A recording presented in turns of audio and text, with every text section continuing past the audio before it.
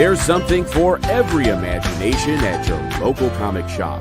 Visit ComicShopLocator.com to find a store near you.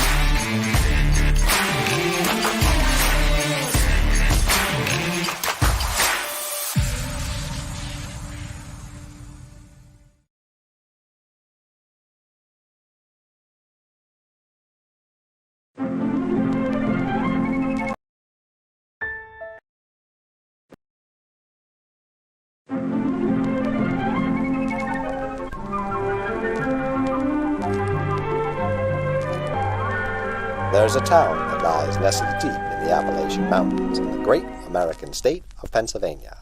The name of the town is White Ash. With a town charter dating back to 1714, it's one of the oldest towns in the country. And as you can tell from how hard those smokestacks are puffing, it's also one of the coldest. Thankfully, the people of White Ash have a secret that's dark and very deep. A secret to keeping warm, bituminous coal. From bituminous coal as a product ingredient comes heat, power, transportation, and necessities and luxuries almost beyond count. And where, you might ask, does all that coal come from? The answer is places like Alden Mountain and towns just like White Ash, where it's dug from the mountains by the hardest working men in America, our coal miners. But while an industry supports the town the town supports the industry. Here are two of White Ash's finest young entrepreneurs, Catlin and Kyle, owners of the Double K gas station. Coming or going, they'll get you there. But a town can't be all work and no play. Hello, Alec. Hello, Lillian. Where are you two kids going? Why, they're going to Sif's. Don't let its Nordic theme fool you.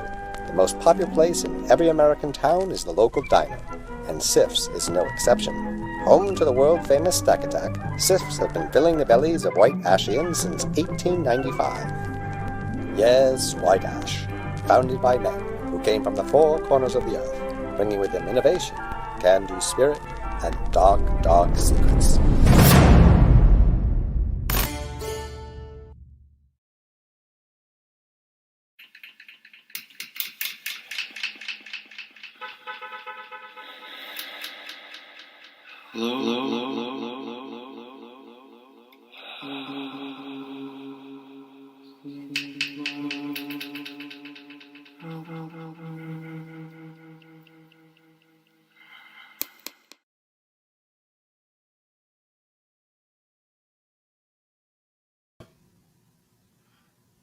Hello, everybody. Can you hear us? Testing 1, 2, 3. Can you guys hear what we're saying? Can anyone Can you hear what he's saying? hear the words that are coming out of my mouth? All good? All good, Jerry. Thank you, Jerry. So we're good? We're good. We're good to go. All right, we're good to go. Now, I'm a little, excuse me, I'm just going to get this camera a little bit. We had to move the camera a little. Sorry, guys. Hope no one had it on a big 60-inch screen and got really weirded out. We're a lot more professional on the experience. Yeah, man, when people think professional, we're the first two people to think Look it of. up in a dictionary. See the two of us. Yeah. It's like the equivalent of homering it. See the back of our heads like this. What? Yeah, yeah. Whenever you hear someone go like, "Man, you really Brendan and Al'd it," that means that you were just the epitome of professionalism. You're probably a good guy. That's right. Beat the ladies off with a stick. There you go. So anyway, hello everybody. We apologize. We're a couple minutes late. We looked like we had some audio issues for whatever reason. Our microphone wasn't registering. Though Al and I were kind of debating maybe the show would be better if you can't hear, especially me. If you can't hear me, and I can just hold the books up. Like a meditative mind show. Yeah, like maybe Jerry could put on some Gregorian chants, and we'll just slowly hold up books. I don't know. Or like Gilbert Gottfried reading poetry. Oh yeah, that's what people really want audio for. To hear Gilbert Gottfried reading T.S. Eliot's Wasteland. Yeah, dude. Never mind. No, it's a conversation for another time. No, what? The guy who was in here with the headphones he was in this week. Yeah? Oh, yeah, he was really going. Hums to himself. Yeah. But his music is always playing like the news. Yeah, that's the thing I don't So understand. there's like no music playing, but He hums. He hums, and again, like he's got his headphones on. The headphones are blaring. He's a nice. He doesn't interact. I mean, he does his thing in the bins, and he doesn't bother anybody. Yeah, so we're not criticizing. It's just it's interesting how he blares his headphones, he hums and he sings, yet you can hear what's on the headphones, and it's all news. Yeah. It's So. like KYW. You know, if anything else, I think I envy that guy because he always seems like he's happy. It was nice to see him. I had seen him Yeah. since before shutdown. He used to come in all the time. Yeah. So it was nice to see him. Henry got to meet him. So Oh, yeah. The Giggler's been in a couple times, sitting on the floor, just, reading books and I giggling. love that dude. Yeah, I know. Again, because they're harmless. And I'm not trying to be patronize them by calling them harmless. Because some customers look at these guys and they're a little off-put. We get a fair amount of people with mental illness that kind of stroll in and out Yeah. during the day, and And having dealt with a lot of those people who turn violent, the ones that sing and laugh and talk to themselves, I'll take them any day. They're nice, they're cool. It's better than the guy who tried to kill me because I was preventing him from stopping the aliens and the rise of Atlantis. And so he needed to murder me so he could save the Earth. Not before he dry humped you against the door. Oh yeah, when he dry humped me against the door as he was trying to run out with like a Mr. Miracle action figure that was supposedly the Great MacGuffin. I always said, if you want a funny short video, like play out that whole scene, and it looks like it's a comic book store employee dealing with somebody having a mental like breakdown, and they're trying to steal something, and they're screaming about they need this action figure to save the world or something. And the comic book store employee prevents them from stealing the action figure, kicks them out of the shop, and then a couple minutes later, the skies turn red, and like the moon starts falling from the sky, and the comic book store employee just goes, "Ooh, I really screwed up there." I'm telling you, there's a funny little video there. Yeah. All right. Anyway, Fat Jacks Comicrypt. That is who we are. That is where we are. We are here to hang out and sell you some comic books. While in the act of trying to sell comic books, maybe we'll talk about those comic books. Maybe we'll talk about things that don't have any relationship to those comic books. Whatever the case may be. But the way this works is the way it's always worked, which is the fact that if you see anything on here tonight that you want to claim, we're going to need you to claim that in the chat. You know, please be as specific as possible, just in case there's a couple books up here that are kind of close to each other, just so there's no confusion, because we need to know who kind of claims stuff first and everything. And so, issue number, and yeah, it'll get. You guys know how it gets. Mm-hmm. It gets hairy in the Yeah, chat. yeah. And just as a reminder, we can't interact in the chat, so we'll try and verbally or just acknowledge you on camera with a thumbs up. But Yeah. we'll do our best. We'll do our best, and please communicate with us in the chat, because Al is going to monitor it as always. And really, be honest with you, so much of this show is really fueled and built out of you guys. As anyone who was hanging out with us on the local show, we had Jason and Duke here. They had to leave because they actually have work. But that was a lot of fun. I don't know if it was fun for you guys, but it sure makes Al and I our job a lot easier. Yeah. So, again, claim the books on the chat. If for whatever reason you're unable to interact in the chat and you want to give us a phone call, let's see if I don't mess it up this time. It's 215-963-0788. When Mike started busting laughing, Like, and I'm all like, what? Anyway, you could give us a call if you need to. Let's I think. want to say hi to everybody in the chat, but especially Is Zainin in the chat? he is indeed. Zainin! Heartbreaker today, man. So many opportunities they could have won. Man, nobody cares about that. Mm. This is about comic books. This is back on. Not about football. All right. Go Birds.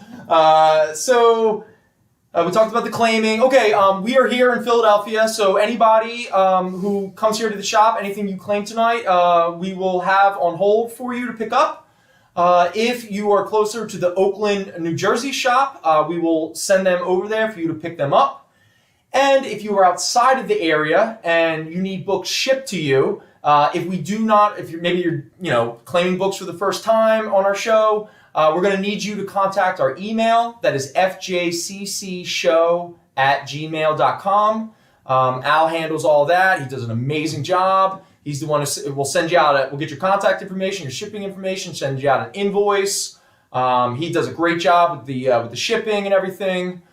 Speaking of which, what are the shipping? Is it still prices? Shipping starts at $7, and we will combine shipping costs to save you guys money. If you claim multiple books, We consolidate we consolidate. to keep the prices low. Yes, we're not trying to gouge any. Shipping it's at cost. Like we're not really making money on shipping and handling. Right.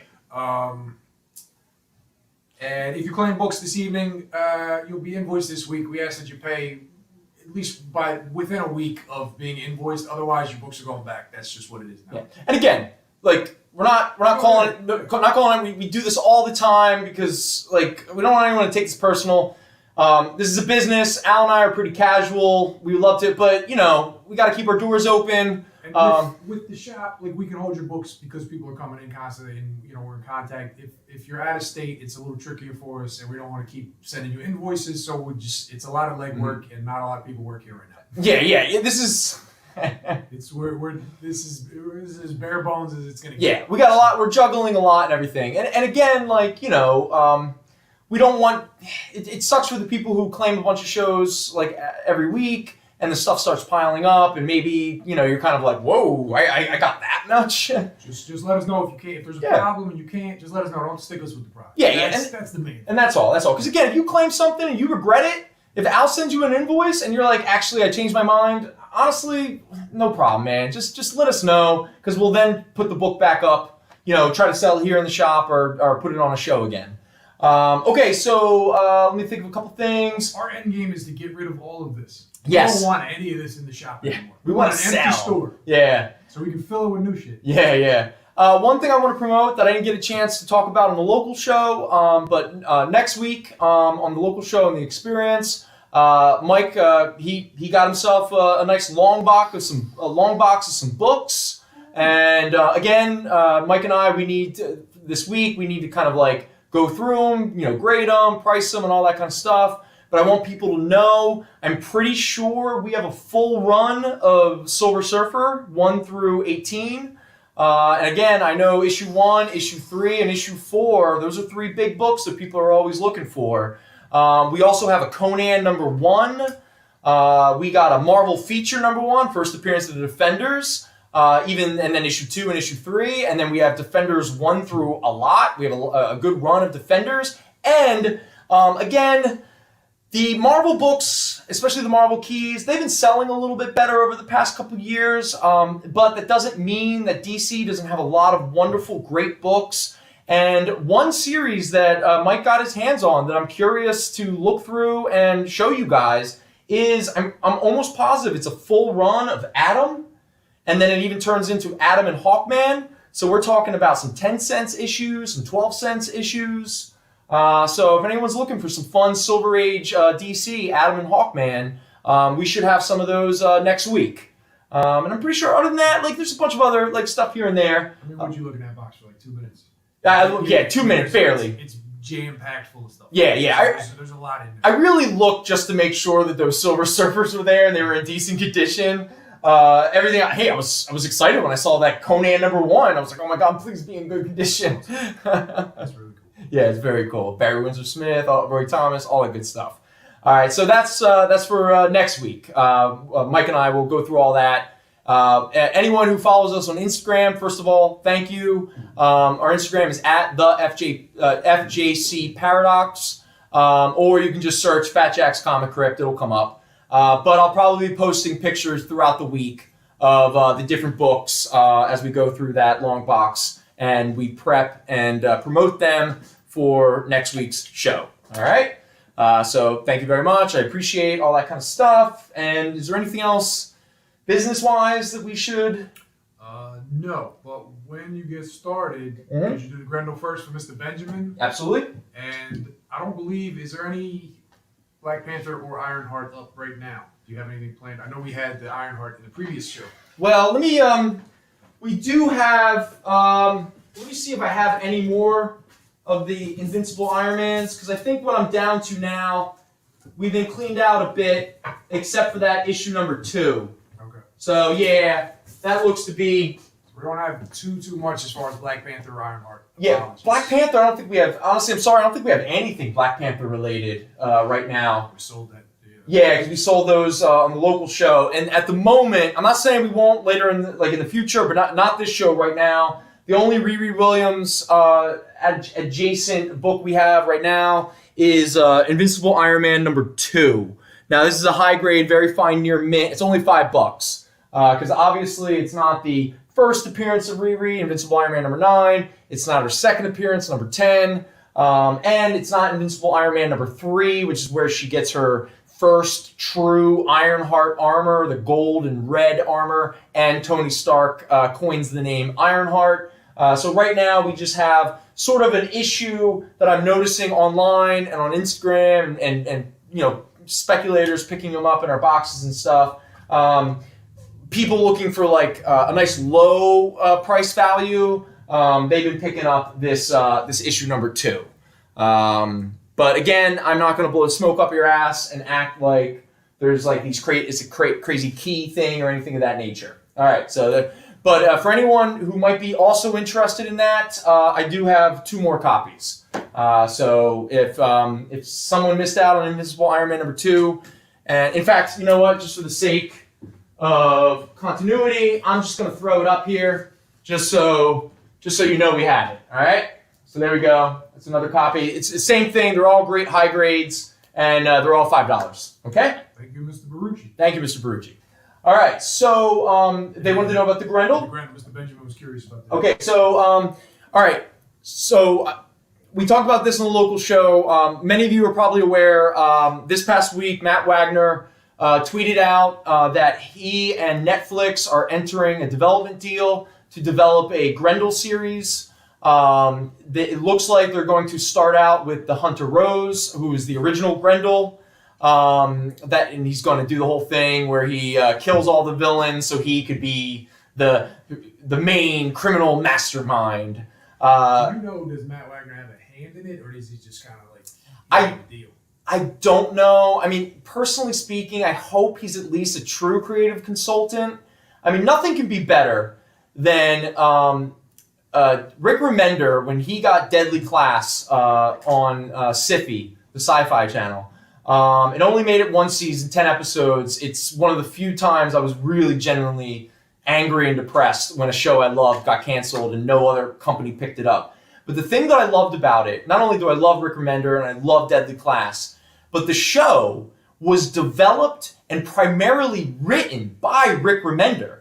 So he would make little changes in the adaptation process. So it was so cool when the main creator had the craft and the talent to adapt his comic book into a television show where he made changes. But a lot of those changes were actually for the better because they work for a television show when certain concepts that work in a comic book might not translate to a television show or a movie. And so with Grendel, I would kind of hope that Matt Wagner would play a role, but at this point, with the way they do those kind of deals, he'll probably get like an executive producer or consulting producer credit. Now, if anyone in the chat knows more about the deal and Matt Wagner's role in it, we would love to hear about it. It's all relatively new news still. They did a Sweet Tooth adaptation too, didn't they? Netflix, yeah. I don't know how that was, but I haven't had a chance to watch it. I don't know anything about it. I know it came out. I don't know if Lemire was involved. It looked good. The one thing I did hear is they made some changes from the book that actually sounded like they were a little bit better. Really? Yeah, a little like updating some cultural kind of concepts or something like that. Anyway, I haven't watched it, so I don't want to speak too much about something that I haven't seen. But Sweet Tooth is a comic book. That was a really good comic. Also, anyone watching Y the Last Man? I'm curious to check it out. I'm looking forward to it. I'm curious. Did that drop? Yeah. Just dropped. I think 3 episodes are available on Hulu right now. It's FX show, but I think 3 episodes are on Hulu. I think they started like this past Monday. Oh wow. So yeah. All right. Anyway, but we are talking obviously about Grendel, and so I want to point out that the very first appearance of Hunter Rose, Grendel, was actually in a black and white comic called the Comic Co. Primer. I don't know if it was issue 1, issue 2. Yeah, issue 2 sounds right. Yeah, it's like one of those. Maybe. It definitely wasn't issue 1. It's one of like the first 2 or 3 issues. Okay, all right. So just so we're clear, his original first appearance is black and white, and it is in Comic Co. Primer number 2. But, again, that's the book that has a lot of the value. We've got a fly in here. I love that fly. I love to just get in my face. But, people are speculating and they're looking for some keys. So anybody who doesn't have access, I would love to have Comic Co. Primer number 2. In fact, if we had Comic Co. Primer number 2 the entire time I worked here, I would hem and haw about buying it constantly. It was issue 2. Well, thank you to CD Speculation. What do you call him? Your speculation guy? CD. Oh, E.B. Smooth? No. Our Snyder. What do you call Snyder? CD, our fifth dimensional imp. Is he in the chat? He's not in the chat, but he's giving me the issue 2 of Comic Co. Primer. Yeah. For real? Yeah. He just hasn't worked out a price. Oh, okay. Dude, that's cool. Very cool. I've been trying to get that for years from now. Yeah. All right. So, but for anyone who can't afford or can't find Comic Co. Primer number 2, this is one that is going up in value right now. And this is from Matt Wagner's, I like to joke, it's obviously semi-autobiographical. It's sort of Matt Wagner telling his own modern version of the Arthurian mythos, a la This is him to the point where, this is the first series, The Hero Discovered, where he has a full head of hair. Well, in the second series, Hero Defined, he's thinning, and then by the third series, he's fully bald because this is Matt Wagner. That's what happens. Yeah, it's just nature. It happens sometimes, you just start to, But for people who can't find Comical Primer 2, this is the beautiful runner-up of the speculation market right now. And I'm talking about The Hero Discovered, Mage number 6. This is a very fine plus copy at $20. This is referred to as the first appearance of Grendel in color. And I'm pretty sure that the pages in this are just colored versions of the pages that were in Comical Primer. Oh, is that right? I'm pretty sure. Maybe I'm wrong, but you know what? I take that back. I don't want to say that with certainty. But if you look this up, if you see this on eBay, if you look it up on all the collector apps and the websites and stuff like that, Mage number 6 is referred to as the first color appearance of Grendel Hunter Rose. Very fine plus, $20. All right. So that was the only ones that were asked about, right? Now So after that, we're just... You got free reign, buddy. Oh, okay. So that means no one's watching anymore? Lord Howard Hurts knows. Lord Howard Hurts was going to sell me his primer number 2, and then he came in and realized he didn't have it. He had number 3. And I'm not paying for that. That was like the person. It was like, what's the Usagi Yojimbo? Albedo? Yeah. Albedo. Yeah. And the guy's like, oh my god, I have a whole run of Albedo. And I'm like, oh my god, really? You have the first appearance of Usagi? He's like, yeah. Hold on. I'm going to go look at my collection. I'll be right back. I saw him the next day. He's like, yeah, I have a whole run. I'm only missing issue 3, 4. And I was like, dude, that's the issue. He's like, what do you mean? I'm like, that's Usagi Yojimbo. Nobody wants those. Yeah, nobody wants those. I have copies of Albedo back there. I mean, they're cool, they're awesome, but, they're not $300. Yeah, no. You're looking for Usagi Yojimbo, that's not it. It's not it. Oh, I love when that happens, though. It's like, you have the whole run except the one that everyone wants. All right. How many copies of X-Men do we have of every issue? Oh, every issue but issue 21? First appearance of Hellboy? And it's so funny, because every now and again I find in the Greg hole, I find like an old box that we haven't looked at in a long time. And I get a run of X-Men, and I'm like, oh my god, come on, little B, issue 20, issue 22. Oh, all right, forget it. I get so excited for a second there. Real quick, I know we started late, so... We got a commercial like 2 minutes. In 2 minutes? Yeah. All right, 2 minutes. What can I talk about? All right, you know what? Screw it. Just dive in. Yeah. So what we're going to start up with is we have the Batman Adventures. This is Batman versus Man-Bat. This is, it's got a Topps trading card in it from the exciting new Batman animated series. Is this Batman Adventures number 8, but polybagged? I've never seen this before. And Mike handed it to me and went, I've never seen this before. And Mike's worked in this industry for over 40 years. Yeah. It was like a polybagged, and he wrote number 8, so I'm thinking it's Batman the Animated Series, or Batman and Animated Adventures, whatever the comic book that was an adaptation. Issue number 12 is very famous because it's the first appearance of Harley Quinn. I do believe it's number 7. It's number 7. You can see the number on in the upper right. Like it's, Oh yeah, you're right, you It's can. just hard to... Why did Mike write 8? It doesn't matter. It's polybagged. It's as high grade as you're gonna get. It's $10. It's got a trading card in it. We stand by Mike's grading, not when he numbers the issues. And again, if anyone wants to follow, we just created a drinking game. If we ever say the issue number and the price of the book is the same as the issue number, take a drink. All right, so that was I think the Batman Adventures number 7. It's a Batman. Batman vs. Man-Bat. It's got a Topps trading card in it. It's polybagged. You can open it up and get that sweet, sweet smell of 1994. To be fair, you guys all saw Mike leave during the last show. From that moment to when he falls asleep, that's his day off. Yes. So Yes. he gets a little leeway. No, Mike gets a lot of leeway. We like to bust his balls a little bit because Because it's easy when he's not here. Yeah. He can't really, and he's so indifferent to us that it just rolls off his back. He's like, what a bunch of idiots.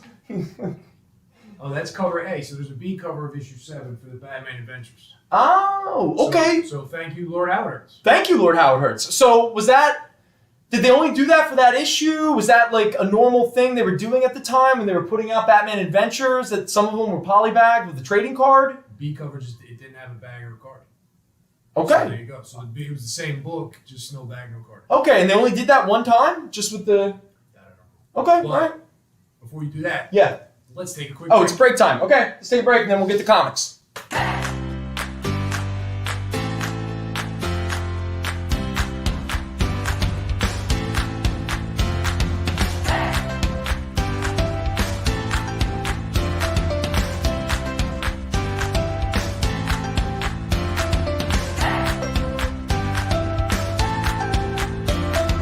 There's something for every imagination at your local comic shop. Visit ComicShopLocator.com to find a store near you.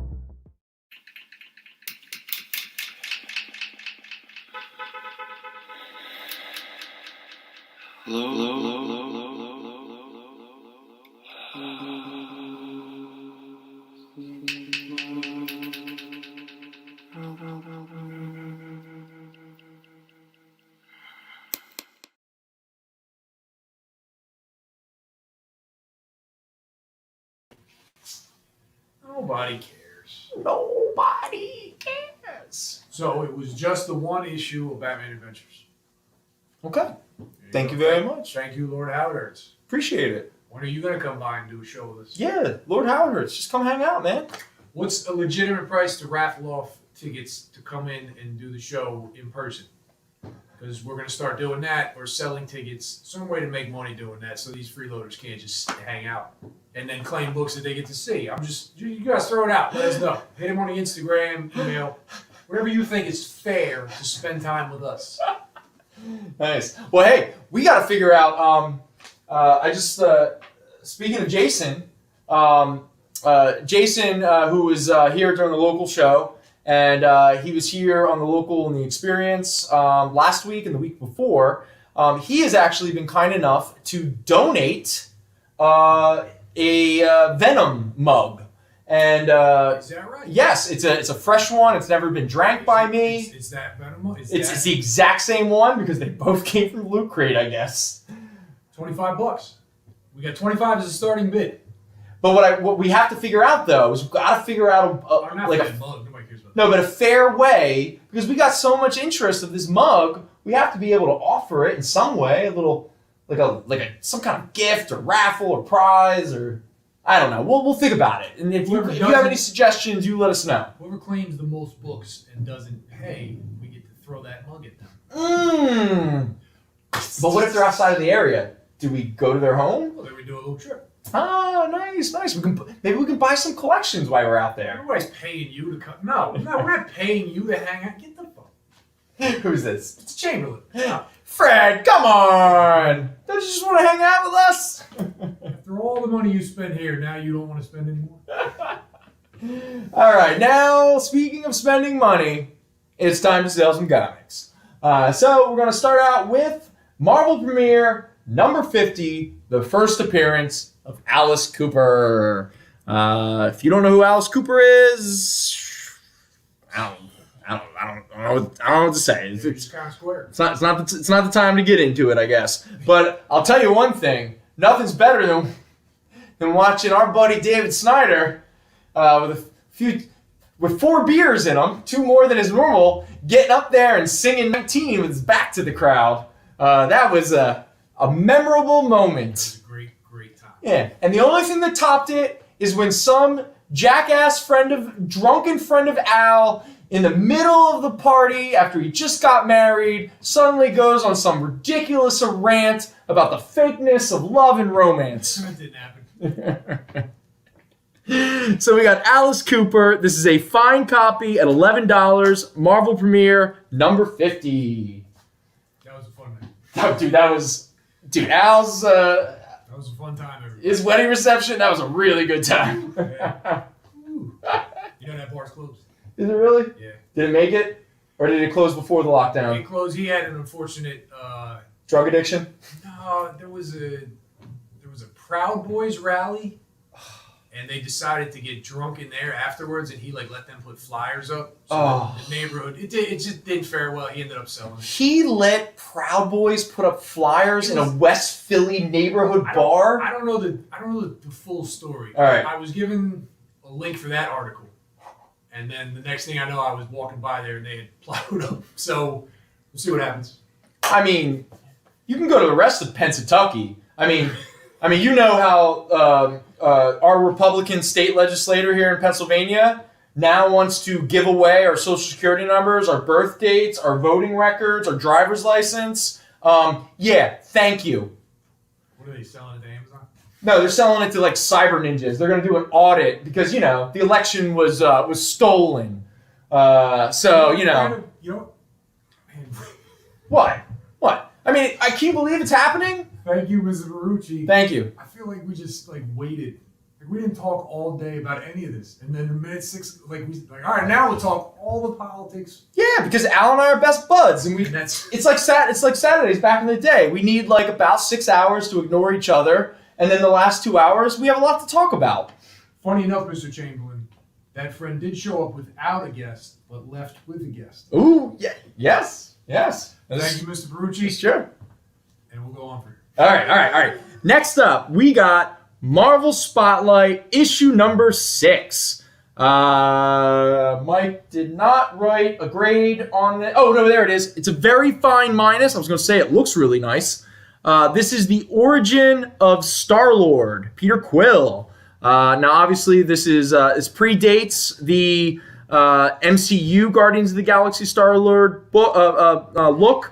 This is his original kind of look and costume. But this issue is all about his origin. This is a very fine minus copy at $25.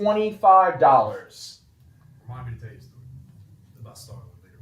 But we can't have that story right now? It involves a customer, and I don't want to... Oh, enough said. It's nothing bad, but it's... But we don't want to, I don't want to put people's names. Yeah, of course. Okay, no, that makes total sense, You could have just made up a name. Yeah.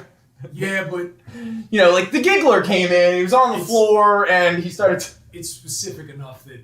They'll figure it out. Got it. By the slimmest chance they're watching, it'd be like... Mother. So let us be and he doesn't respectful. He doesn't have the biggest sense of humor. Oh. The customer it's about. Yeah, I'm pretty... Is it more of a friend than a customer? Even though they're a customer, at this point we're allowed to talk shit because they're probably a friend? Yes. Okay, all right. Enough said. We'll tell it another time. Yeah. All right, here we go. This is a big first appearance, people. We got Marvel Team Up number 65. This is a very fine minus copy at $25, and this is the first appearance of Captain Britain. And for anyone who's never seen the original Captain Britain costume, that's it, right there. He doesn't have the Union Jack or Nope, not yet. It's like kind of like the Pendragon, the Arthurian lion, and he had the weird like club staff thing and everything. So again, Marvel Team Up number 65, very fine minus $25. First appearance of Brian Braddock, the Captain Britain, and here is the second appearance of that character. Here we have Marvel Team Up number 66. This is a fine plus copy at $10. Not only is it the second appearance of Captain Britain, but it is the first appearance of a villain that I really loved as a kid because I loved his shtick, but as an adult, it doesn't really it hasn't aged well with me, and that is Arcade. Because just the idea of like a killer amusement park when you were a kid, that's like the best idea. He's a creepy looking dude. He's a very creepy looking dude. I'm pretty sure he was like the Hillside Strangler or something. He was like the dating game killer or something. Like Arcade definitely looks like he was a serial killer in Santa Clara in the 70s. I agree with pretty much everybody in the chat. I do prefer this costume a lot better. Really? Yeah, to the traditional. Okay. Captain Britain. I like with his little like blonde moppet kind of coming out of the. With the lion and the whole mask. I don't know. It's cool. It's kind of cool, yeah. And he's got like a medallion. Yeah, well, that was the whole thing, yeah, because what his suit was when he got his Union Jack suit, it was so the medallion and the club thing were like these magical artifacts given to him from like Merlin or something, and then like somehow like I think Alan Moore and Alan Davis made the Union Jack suit. And the whatever magical properties of the medallion melted him down. Yeah, it melted him into the suit or something. I don't know. Chat, let me know if I'm wrong. It's kind of neat though. I loved those '80s Alan Moore, Alan Davis, Captain Britain books. And again, I really liked the early Excalibur stuff. That was fun because it was all this weird English mysticism and stuff like that, and the whole otherworld thing was really cool. It was like science fiction fairyland kind of stuff. I don't know. It was neat. I enjoyed it. Thank you, Mr. Hunter, for picking these up. Thank you, man. Oh, man. Hunter's like killing his Marvel Team Up run. Do you not like Arcade anymore, or you just think he's kind of cheesy? No, it's just that it just like... I mean, it's not scary. Well, obviously, he doesn't show up anymore, really. But, like, okay, so I was, like, rereading the old Claremont Byrne X-Men issues where Arcade shows up again and everything. And I guess, like, his like, murder traps were a lot funner or neater when I was a kid. Like, pinballs that would blow up and like, warped mirrors that would, like, the warped horrific version of you would, like, walk out of the mirror and then try to eat you. I don't know. It's kind of cool. You know what it was? Okay, I'll tell you why I don't like him as a character anymore. I guess I never thought that much about him as a character as a kid, and it was more like the stories where he was the main villain were a lot of fun because they were usually cool characters that I liked trying to escape a death trap. That's really, it was just a bunch of death traps, and the death traps were very imaginative and very fun.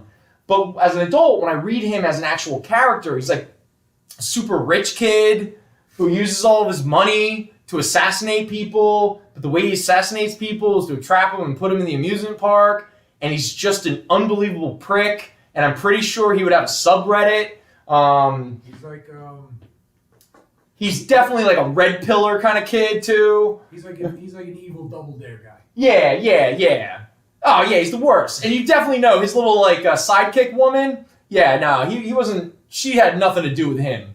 I'm pretty sure if he didn't, like, create a mass murder amusement park, he probably would have just shot up a lot of people because they wouldn't give him the time of day, or women wouldn't sleep with him or something like that.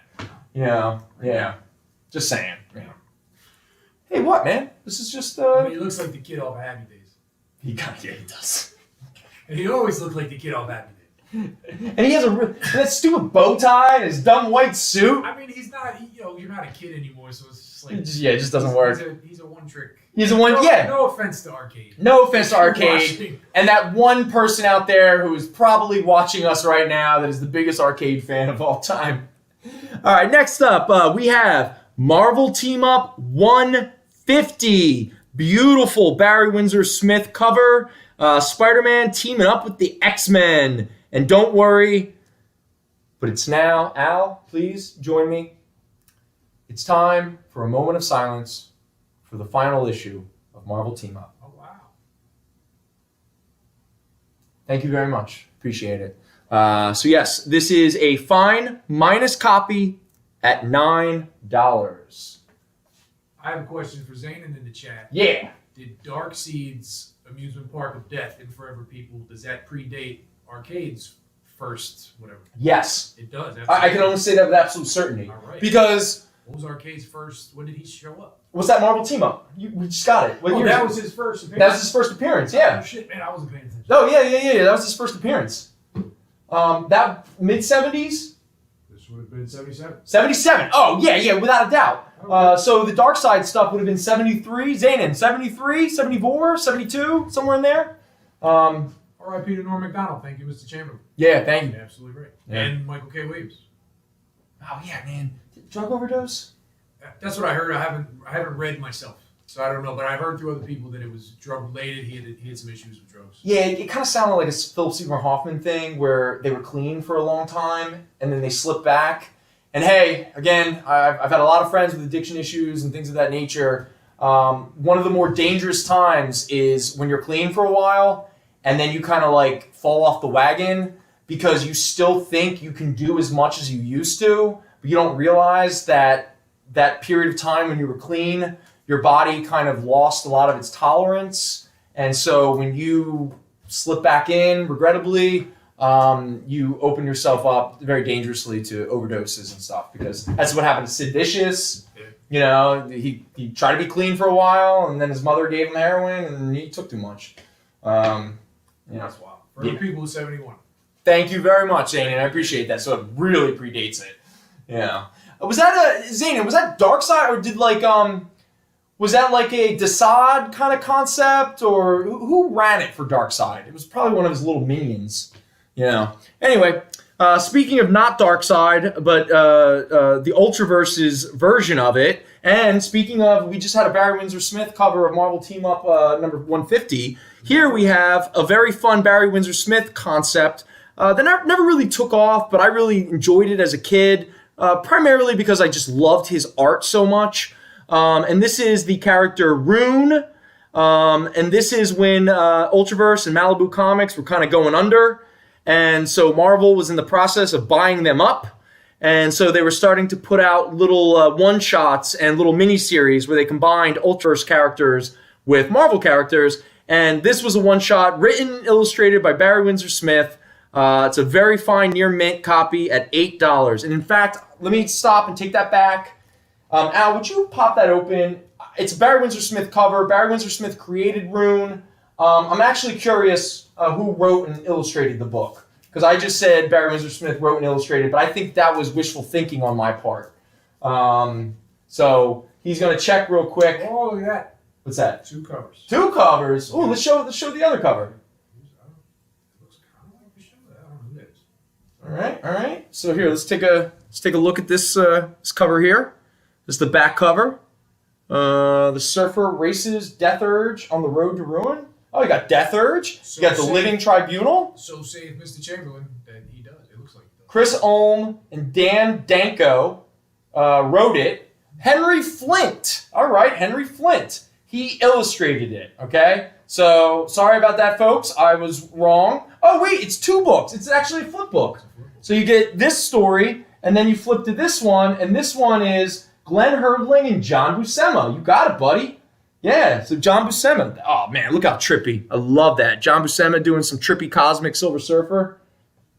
He's another artist I'm starting to realize how much I loved his work. Buscema, yeah. I didn't really like Gil Kane.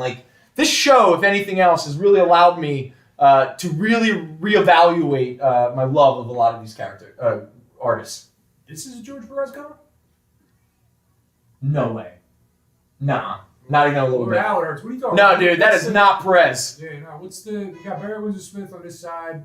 It looks kind of like Buscema on this side with the initials. A little bit, maybe a weird inker. Yeah, maybe. But it's not Perez. I'm just straight up, I can look at that. I know for a fact that's not Perez. And if it is Perez, I don't know. Did he break his arm? Was he drawing with his teeth? You know. Maybe. I mean, it does. Yeah, there's a P over here. Really? I don't know. Does it say in there cover artist? Let me check. I mean, chat, Marvel Fandom, marvel.fandom.com, Rune, Silver Surfer #1.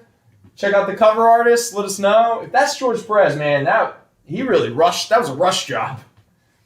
That doesn't have any of the normal, like, Perez tropes. Weird. Yeah, no, it can't be. Christ, there's so many credits. Yeah, I know. Like all the different Malibu covers. Yeah, all the different. George did the cover of the crossover. Okay. Oh. All right. Well, thank you, Mr. Barucci. Yeah. I think that's what he's talking about. Right. Yeah. Well, no. Yeah. George Perez did Breakthrough. I mean, does anyone want a copy of Breakthrough #1, illustrated by George Perez, where all the Ultraverse characters fight each other and stuff? Because we have copies. Man, that's a badass cover. That's a really sweet cover, man. Dude, Barry Windsor Smith was just, especially like late '80s, early '90s. Be careful with the. Yeah. Like late '80s, early '90s, Barry Windsor Smith, man, with that his line weight, and he would vary the line weight, was just so gorgeous. Like, it was obvious he was learning from a lot of fine artists more than from other comic book artists. And I'm not trying to say that as an offensive thing or anything like that, but there were techniques that he was doing in the 80s and 90s. In fact, there's techniques that he's doing now to this day. It's why he probably doesn't put out that much. That is much more aligned with 16th and 17th century fine art aesthetics and styles. It's pretty cool. To anybody who read his monster book that just came out, that hardcover. Yeah. I mean, the art's amazing. I mean, did anyone read the story? I haven't heard anybody that's actually read it. Everybody tells me about the art, but everybody who has it, has it, but nobody's read it. And he did that thing. We have a couple copies of it, but not like complete stuff. But it was that weird, the oversized, like, yeah, it was like new god, like young gods, storytellers, like young gods. And it would be like 3 stories in each one. Admittedly, as a kid, like the oversized kind of intimidated me a little bit because like I was still in this like collector's mode where if it didn't fit into like a smaller or long box, I was really weirded out by it. Yeah, these. I mean, this dude is one of the goats of this entire comic book industry. Barry Windsor Smith is amazing. Freebooters, Paradox Man, and Young Gods. These are the only 2 issues of this that we have, but we do have multiple copies if anybody's interested in files. Like just like it's like a Where's Waldo like page, but with just lots of half-naked men and women drinking. That's just crazy. Dude, his work. I mean, again, the one he's probably most famous for. I know everyone talks about Conan, but his style wasn't fully like he wasn't at his peak quite yet. But you go back and you look at those Weapon X, that 12-part Weapon X story that he did for Marvel Comics Presents. That's crazy. That stuff is gorgeous. Gorgeous. No, yeah, that's exceptional. Yeah. And look, he gets a cool little I'm a hip artist photo. He's like, "What's up, Matt Wagner?" Yeah, he's like, "Look at my hair." Matt Wagner, I still got mine. Oh, can I be Barry Windsor Smith and you be Matt Wagner? Sure. All right, cool. BWS, baby. I'm good with that. All right, cool. All right, next up, we are going to... we do have a bunch of books from the local show. For anyone who's curious and you want to talk about, let me know. What? I forgot about the Machine Man series. Oh, dude. Yes! Yeah, thank you, gentlemen. Thank you. And, yeah, those... Oh, my God. And he did this... No, I'm confusing it with Mobius. Mobius did this poster of Iron Man that was... unreal. I had it in my my freshman room in college. You know, nobody commented on it. They I was too cool for everybody. All right, so let's see what we got here. So no one's asking about anything, so I'm just going to move on and let's talk about some Incredible Hulk books that we have up here. I got some notes here, so I just want to make sure I know what I'm talking about. So we did sell the 131. Okay, so this is 144. Okay, so here we have Incredible Hulk 144 from 1971. This is a very fine copy at $20. This is the issue where Dr. Doom kidnaps the presumed dead Banner to help him recreate the Gamma Bomb. When Banner gets scared and the Hulk emerges, Doom straps the unfinished bomb to the Hulk's back and sends him on his way with the hope it'll blow up something? I mean, it's not one of Dr. Doom's better plans, but I don't know, maybe he was having an off day. Maybe it was a Doom bot. Maybe it was like one of the fake Dooms. This is written by Roy Thomas and Gary Friedrich, illustrated by Dick Ayers, with a gorgeous Herb Trimpe and John Severin cover. Again, very fine, $20. Was Mobius's Blueberry, that was the Western? That was the Western. That later... Okay. I know this isn't a movie show, but again, this whole thing is supposedly a comic shopping experience, right? Supposedly we are recreating the experience of coming into Fat Jack's Comicrypt and looking for comic books. Well, while you are looking for comic books, people like myself and Al might be having a conversation about different stuff. Music, movies, politics, philosophy, culture, novels. It's usually just it's just drugs.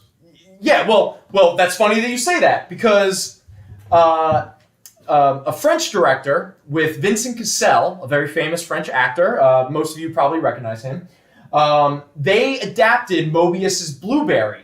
Now, for American audiences, they changed the name to Renegade, not to be confused with Lorenzo Lamas's Renegade. Okay, so I think it was in 2001, 2002, early 2000s. It was a French movie starring Vincent Cassel. Juliette Lewis is in it. It's a French director I really like. But anyway, so they are in Spain directing a kind of spaghetti western style adaptation of Mobius's Blueberry.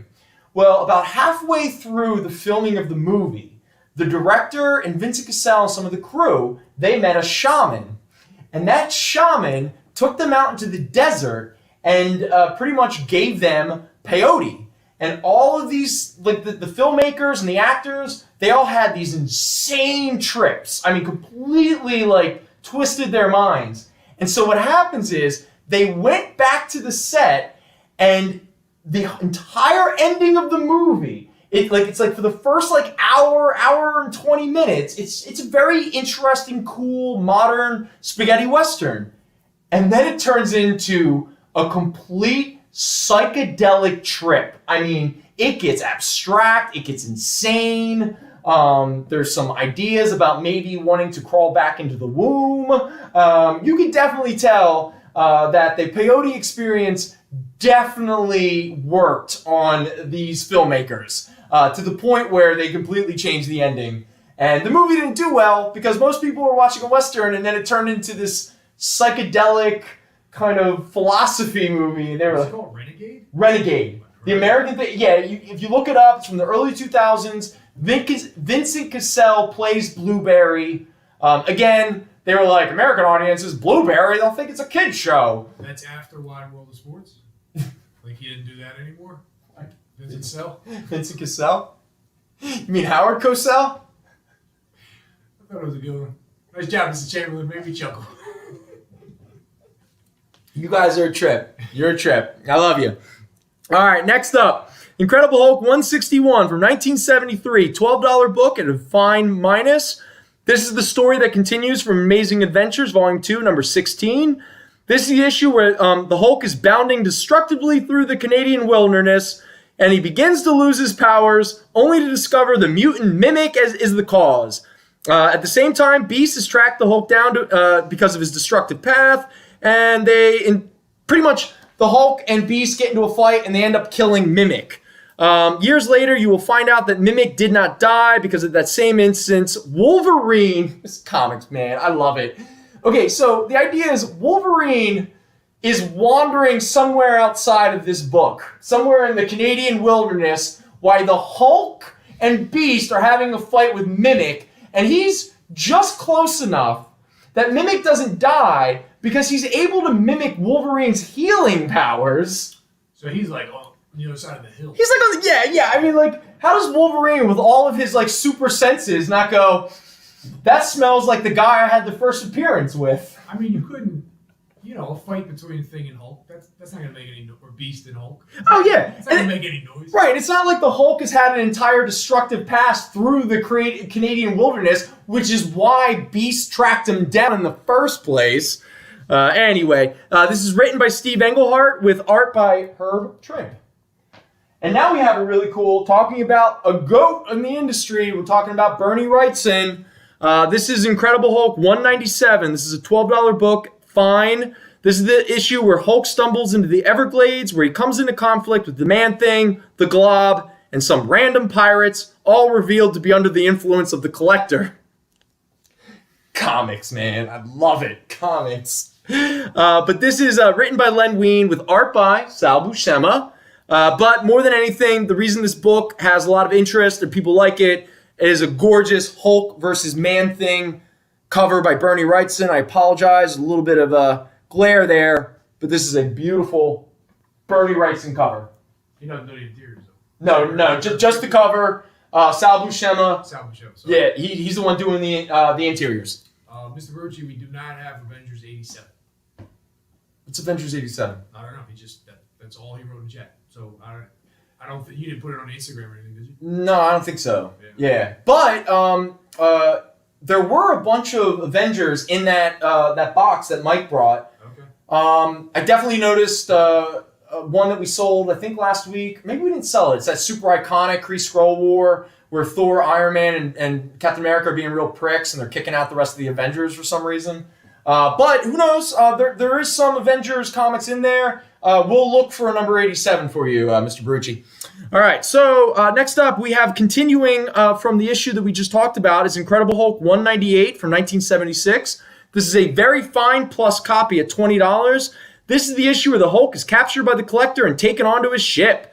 Banner escapes and the Collector tries to get him to be his traveling buddy because, you guessed it, the Collector is lonely.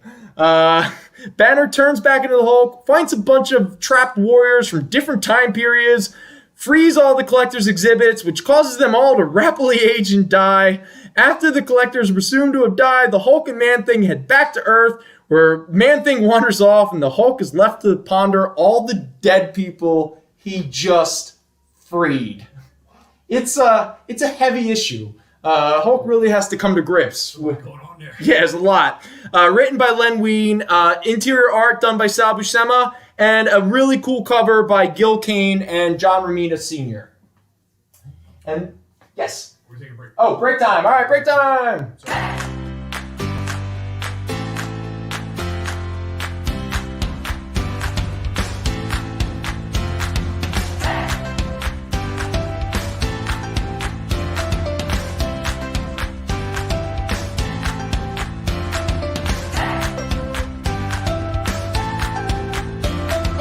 There's something for every imagination at your local comic shop.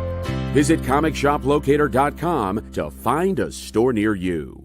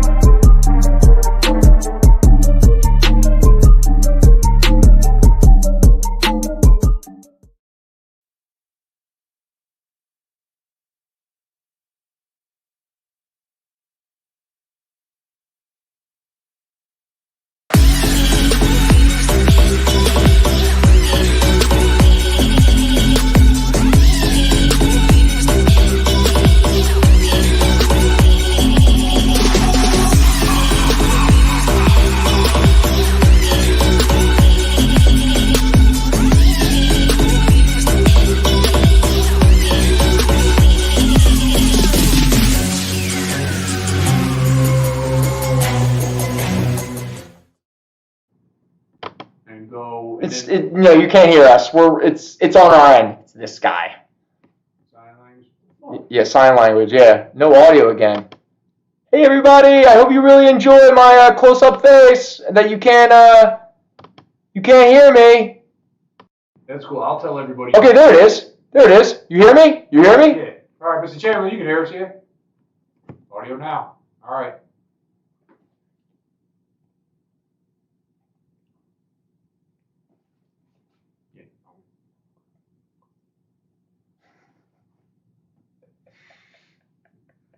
Check it out. I found this in the park. What is it?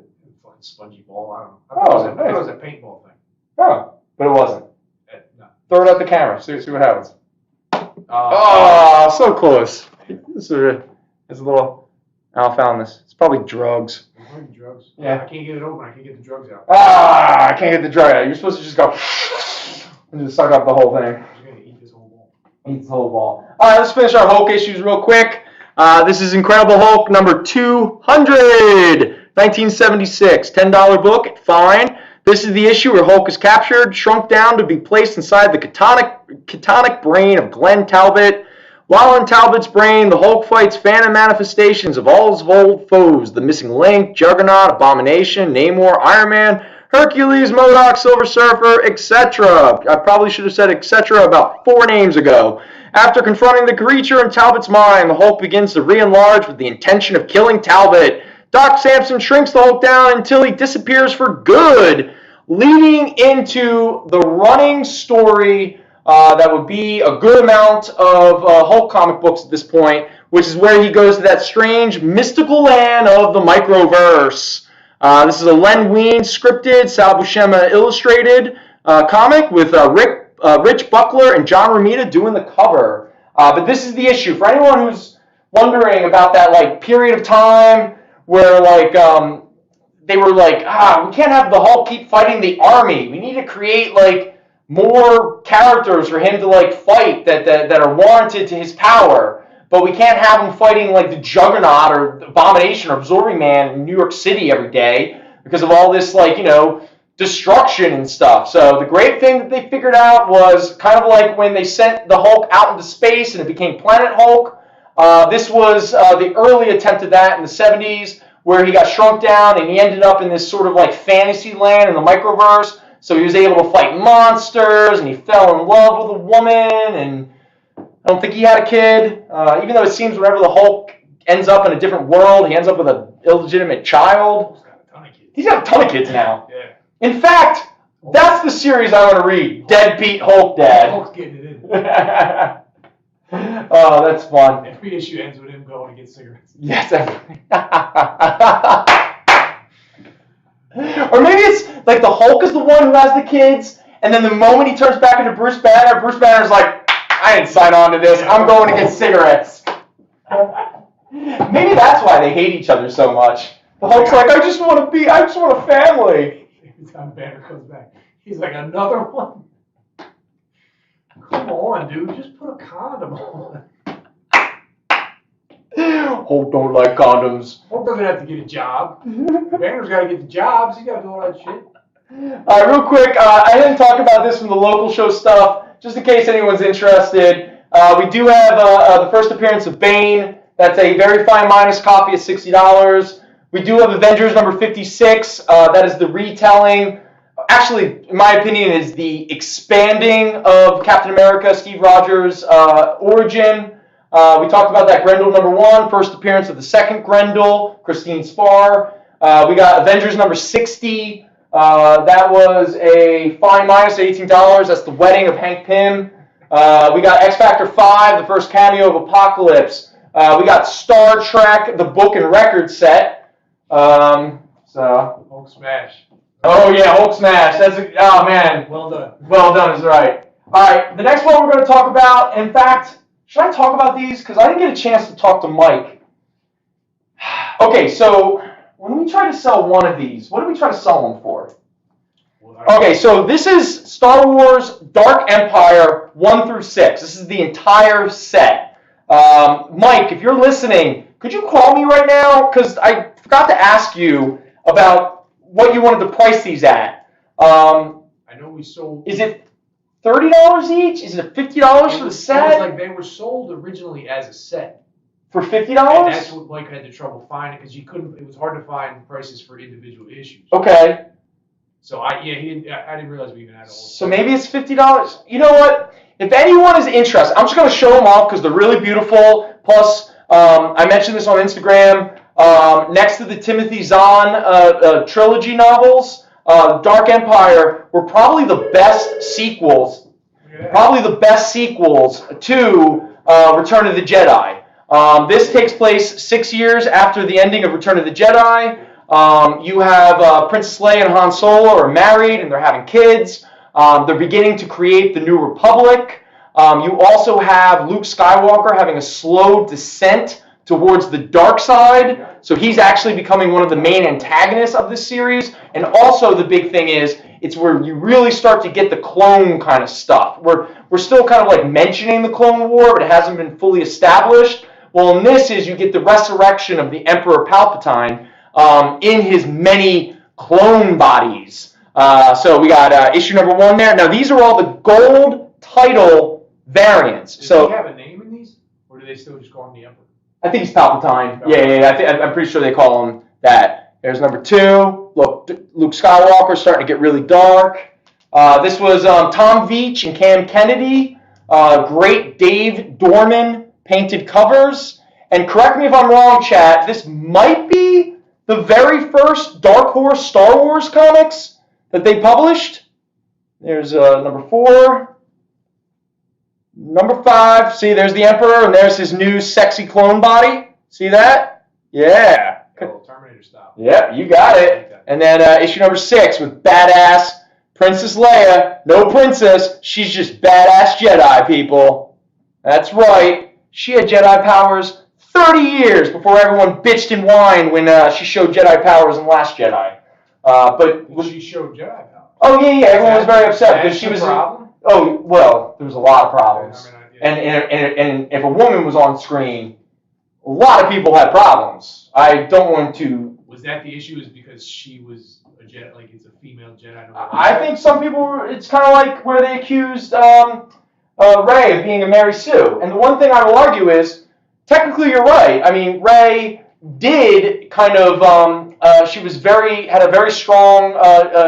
Jedi power or predilection towards Jedi powers, and she got pretty powerful pretty quickly. But no different from like Luke Skywalker or Harry Potter or every other male boy character that became a chosen one. And in all fairness, if you really watch Force Awakens and Last Jedi, every time she gets more powerful is after she has an interaction with Kylo Ren. So in a weird way, she was sort of feeding off of Kylo Ren in regards to like raw energy and stuff.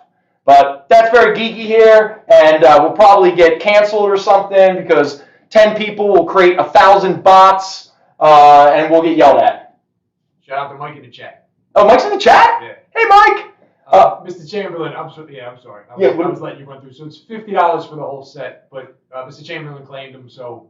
Oh, okay. So I'm assuming he still wants them. Do you still want them? It's $50 for all 6. $25 a piece individually. And to be very honest with you, these are excellent. If you've never read The Dark Empire, I was a little here and there with the Star Wars comics, but as a kid, dude, Dark Empire and the Timothy Zahn trilogy, those were the books that my buddies and I would sit and go, man, if they ever create episodes 7, 8, and 9, this is what they are.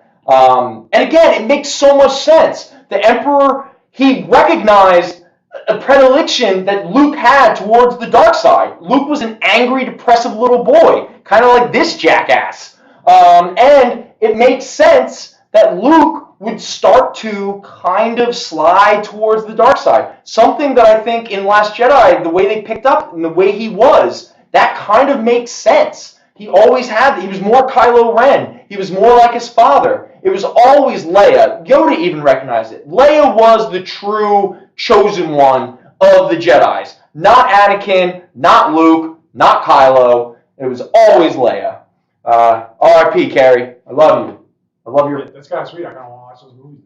No, it's brilliant, man. Don't get me talking about Rise of Skywalker. Yeah, but that's a whole other thing. Which one's that? The last one? It's the last one where Disney caved into all the hateful little fans because they don't understand what social media is, and they don't understand that 500 people on Reddit and Twitter can create thousands of bots. So, like, the hundreds of thousands of people that were whining and complaining were not real people. And so Rise of the Skywalker was pretty much corporations sitting there going, let's please nobody.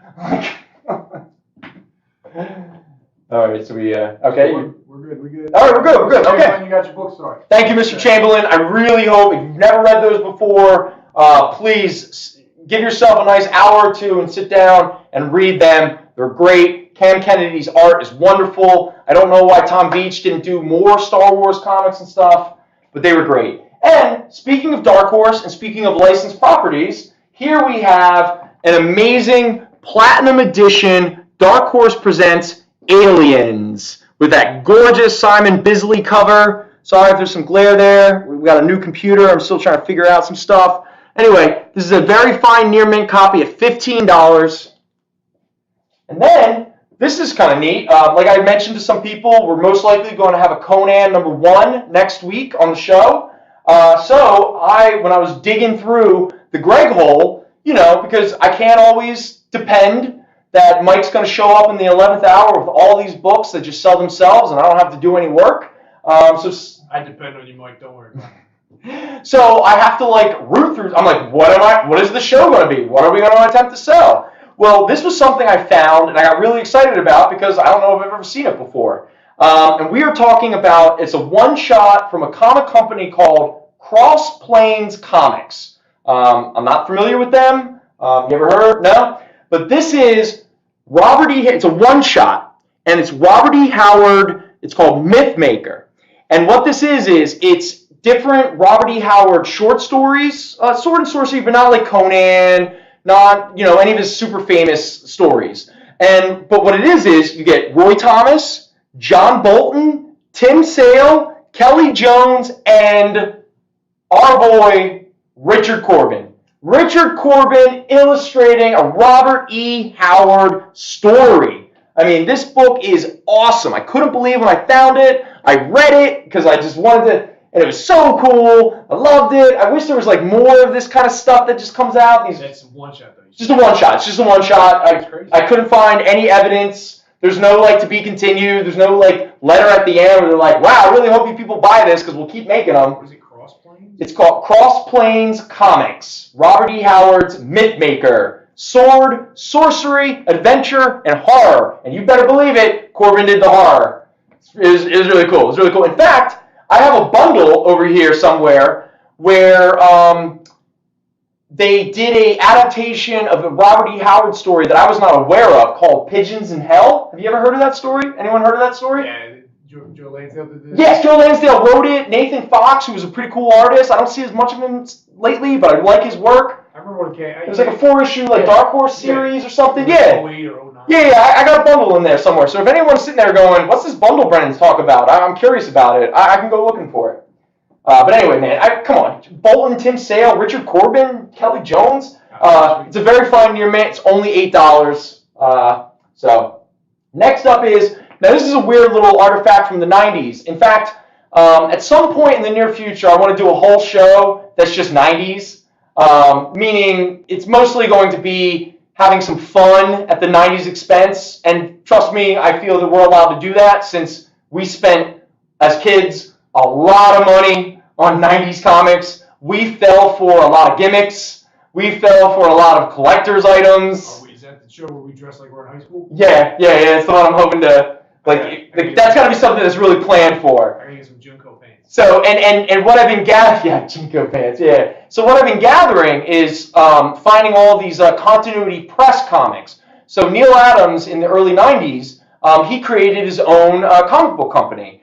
Now, the one thing that kind of threw me off as a kid when I was looking for it is Neil Adams, especially for the early issues, would do all the covers. There were a couple books I think he did do some of the interiors. Most of the concepts were created by him, like Megalith, Mystic. What were some of the other continuity? Earth 4, but it's like a URTH 4. Again, to be very honest with you, they're all derivative of other characters. But again, there's no such thing as an original idea. It's just really good execution and storytelling. Well, one of those characters was Valeria Shebat. But what makes this one kind of interesting, and again, maybe I should have held off on this one for our 90s show, but, Mike handed it to me, and I want to always promote books that we have, or why the hell is Mike paying me to be here? But the thing that also makes this super, super 90s is not just that it's a Neil Adams comic book from his 90s publisher, but it's a gold foil. It's like a foil cover. It's like a special variant, and it is a very fine near mint at $10. But that is a Neil Adams cover. Sorry, why is the glare worse this week? It feels like it doesn't matter. Okay, but it's a special like foil variant cover. It's a new computer.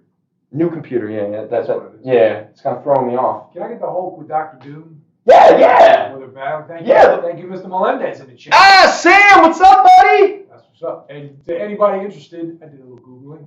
Cross Plains was just Robert E. Howard properties. It was just created for that, and then when Dark Horse bought the properties, or whatever, they folded. So I don't think they were around too long. Oh, that's so cool. Because look, there's even a photo of half-naked Robert E. Howard. You want to show everyone half-naked Robert E.? No, I don't. Oh, okay, because Robert E. Howard had a habit of wearing his pants really high up.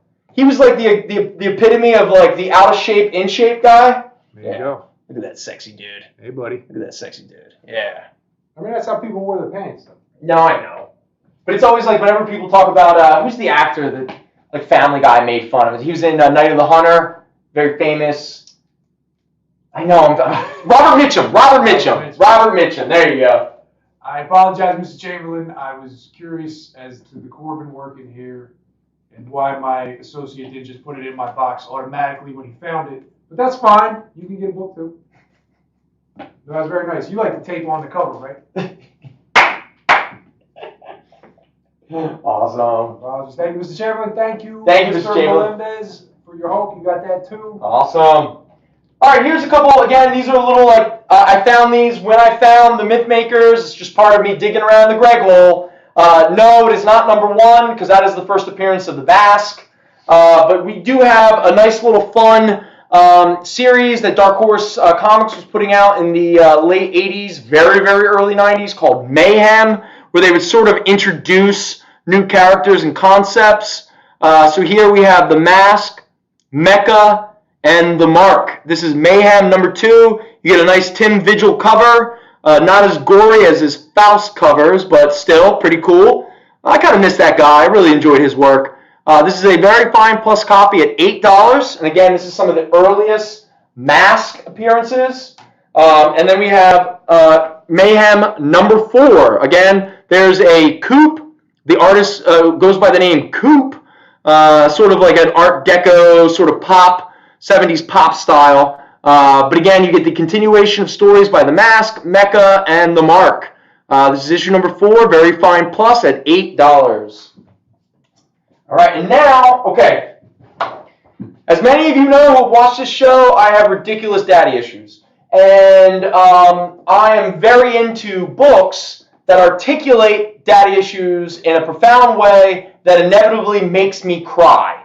And one of the best series, and I wish Wordman was here because this is one of those things where him and I always get along and we agree. One of the best late 90s and early 2000s series, a series that should have been a Vertigo series in regards to how mature it was, how excellent the writing was, the art was really cool. You got Tony Harris, Peter Gross, Peter Snaberg, but I'm talking about James Robinson's Starman. So coming out of the 0 Hour event, you get Starman number 0. All right. Now this is so the original Golden Age Starman had 2 sons. His eldest son, who I think was Brian Knight, I think it's Brian. If I'm wrong, I'm wrong. Okay, but the older brother, and that's why you got one of the best opening. Like in terms of the 0 Hour event. A lot of that stuff is garbage. Again, I'm not trying to dismiss people's creativity or the work that they put into it. There's a lot of work that's fine, but it was a very editorially, publisher-driven event. But probably one of the best single 0 issues to come out of that event was Starman number 0. And it had one of the best openings of any of those books. Because you have the older brother dressed up in the original Golden Age Starman outfit with the cosmic staff, the cosmic staff, everything. And there's this great monologue. He's having this inner monologue, how he's gonna save Opal City or Star City, whatever the city is, the not New Orleans city. And he can't wait, and he's just about to step off of the roof to start his superhero career, and boom, a bullet comes out, blows him in his chest, and he's dead. And that's like the first 2 pages, and you're like, what the hell? But what happens is you get introduced, first appearance of the younger brother, Jack Knight, who would become the Starman throughout this entire series. But not only do you get the first appearance of Starman, but you get the first appearance of the Mist, who is the daughter of the original Golden Age Mist, who was one of the main enemies of the Golden Age Starman. Now, this might not be very good to say on the experience or what have you, but one of the great concepts that kind of happened in this series was at one point Jack Knight got kidnapped by the Mist, who's female, and not that it matters, but I'm just saying. And let's just say that she pulls a Talia al Ghul like the Talia al Ghul did to Batman. While Jack Knight is unconscious, she chooses not to wait around for him to consent before she gets biblical with him, as we like to say here. And later, as the series progresses, Jack Knight will find out that he has a son he doesn't know about. So again, we are talking about, James Robinson, if you listen to him, he's got his own problems, and he's very open about them. The Starman omnibuses, he talks about it, how terrible of a professional he was to a lot of his peers and stuff. And he says that he was dealing with a lot of alcoholism in the 90s and stuff like that. And a lot of it derives from his very kind of, his own daddy issues. And so what Starman really kind of represented was him kind of working through that. And also working through, as the story progressed, when he kind of started his own family. And he was beginning to maybe bring his own child into it. Yeah, all right, I can just imagine. Well, so Zane said a lot of the Starman mythos is in the CW Stargirl show. Okay. So I guess they're talking about it in there. And Mr. Chamberlain said it might be one of the Hulk's kids. Because, man, that guy gets around. He gets around. He smashes. Anyway, James Robinson, Tony Harris. Again, it's not for everybody. Are they supposedly putting those omnibuses in softcover back in print? Is this series coming back in print? Honestly, I don't know. I don't know what DC's doing at all. I have no idea. Oh, yeah. Does Discovery Plus own them now? I know if you guys want to buy Starman, you got to track them issues down. Yeah. I mean, let's be honest. If you want to buy Tom King's Miracle Man collection, don't ask us to get it for you because for whatever reason, DC's distributors never send it to us. No. We finally got some Sandman in. Yeah. Some. It's a real problem. So, you hear IDWs? They're breaking with Diamond, too, really? and they're going Penguin like Marvel. What's Diamond just gonna sell? I don't know, man. It's the new distributor. Maybe at the age of 70, Mike should get back into the distribution game. There you go. That'll cut down on your Mike. 4 hours of sleep. I know the hardcover omnibus are out of print. Yeah. Unless you need copy 3, which we have 2 We copies have of. 2 copies of. Though customers constantly come in and be like, that's going for like $100, $150 online. I'm like, good. Buy it for $40, and then you go sell it. I don't get it. I appreciate everyone who informs us of stuff like that, but at the same time, I don't know what you want me to tell you. No one will buy it for cover price. What am I going to do? Trying to charge $100, $150 for it? Especially when people are like, do you have volume 1? And I go, no, it's out of print. Go pay $300 for it. On eBay and buy all these issues. Yeah. Anyway, here we have issue 0, the beginning of it all. These are all high-grade copies. This is a $10 book. Oh, yeah, that's issue 0. And then we have, that awesome. Then we have issue number 1. Look at these awesome Tony Harris covers. This was the series that turned me on to Tony Harris. I hope he's okay out there. I don't see much of his work anymore. Whenever you finish that. Okay, Very Fine Near Mint. This is an $8 book. Let me just be real quick before we go to break. I'm just going to do these. This is Starman number 2, Very Fine Near Mint, $5. You start getting the shade is coming back. And then we got Starman number 3, Very Fine Near Mint, $5. And then we get Starman number 4, Very Fine Near Mint at $5. This is the complete first story arc, but a reoccurring theme that always occurred throughout the James Robinson Starman run is every few issues or so, Jack Knight would end up talking to the ghost of his older brother. And again, my daddy issues aren't just daddy issues, they're also wrapped up in my own little brother. We'll probably all die and drink whiskey in heaven or something. No, we won't, because no heaven. Anyway, this is Starman number 5, the first time that Jack has a conversation with the ghost brother. Very Fine Near Mint at $5. And I guess it's time for a break. See ya.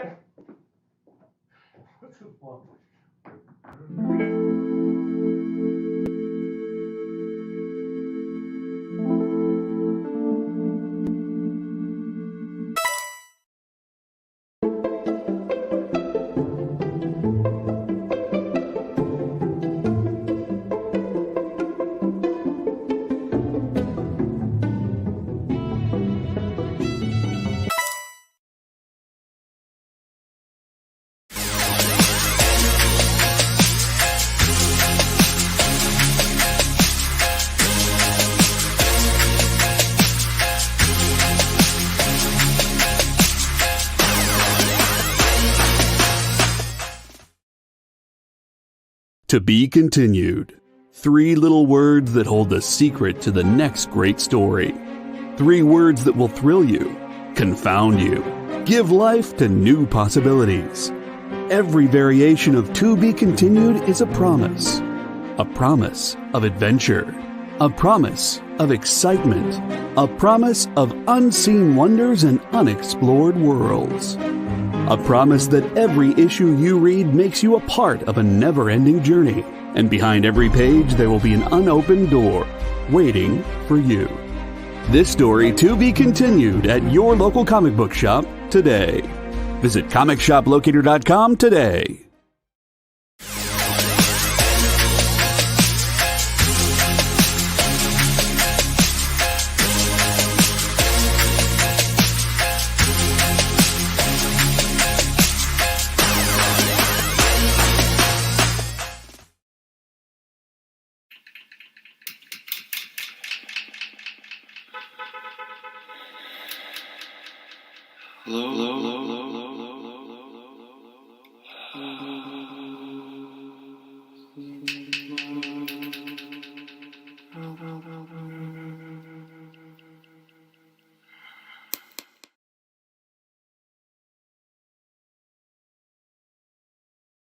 Re-triggered my.